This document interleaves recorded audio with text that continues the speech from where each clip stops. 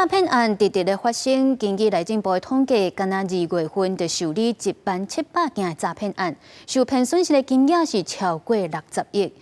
人力银行有调查发现，到86%的假头路人拢捌拄到诈骗，其中假投资诈骗的上济，而且36岁至40岁青壮年，有可能是因为家庭经济压力较大，所以受骗的嘛上济。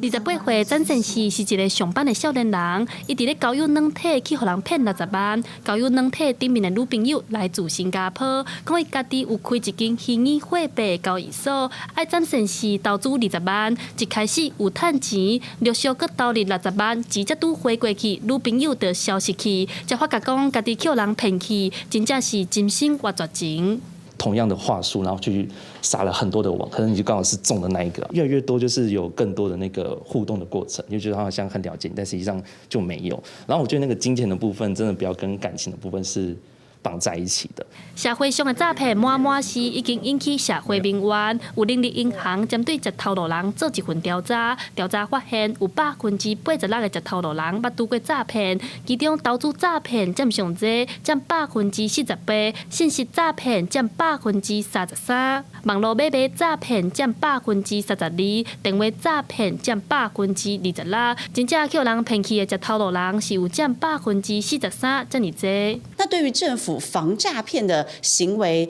大概上班族大概打几分呢？平均如果100分来说，大概也只给了38分，距离及格还非常的遥远。另外，人力银行嘛调查显示，所有职业当中，服务业互人骗的比例上悬，金融业是上有警觉的，尤其是36岁至40岁的食头路人，上高去人骗。人力银行表示，这是因为这个年纪面对着家庭事业的双重压力，想要赶紧趁钱，唔再落落去投资诈骗的陷阱。人力银行提醒大家，平常时就要有防诈骗的意识，才袂辛苦钱互人骗去。记者戴阿双、柯敏哲台北报道。